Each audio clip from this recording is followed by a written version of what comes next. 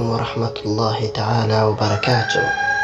بسم الله والصلاة والسلام على أشرف الأنبياء والمرسلين نبينا وحبيبنا محمد عليه الصلاة والسلام وبعد.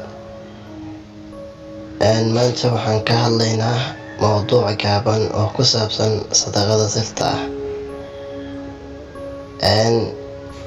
Xusein bin Cali radiyallahu canhu wuxuu qaadi jiray habeenkii baaf kimis ah, markaasuu masaakiinta u qaybin jiray, wuxuuna gurigiisa kusoo noqon jiray isagoo soo dhameeyey oo wada qaybiyey.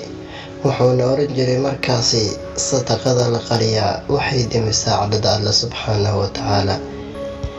qisadaani koobani waxay inoo sheegaysaa in sadaqada la qariyaa ay muhiim tahay. nasiib darada laakiin taagan maanta, qof kasta oo wax bixiya wuxuu rabaa in laga sheego warbaahinta, oo la faaniyo oo la ammaano. haddaad doonayso inaad sadaqada bixiso, fadlan qarso oo iska sheegin.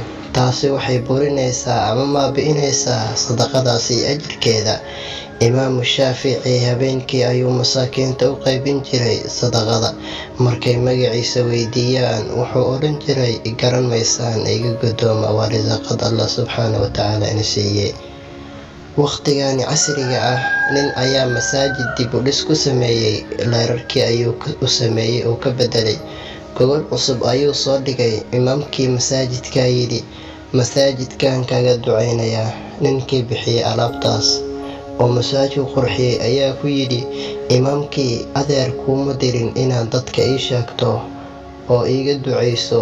waxaan bixiyey ilaahay uunbaa i og, ee raali ahaaw oo cidnaha u sheegin, cidnaha iigu ducayn. haddaba waa in sadaqada aynu bixinayna noqotaa mid aan ilaahay subxaanahu wa tacaala un kaga doonayno ajar, oo aynan ku rabin mahadinta dadka. السلام عليكم ورحمة الله وبركاته.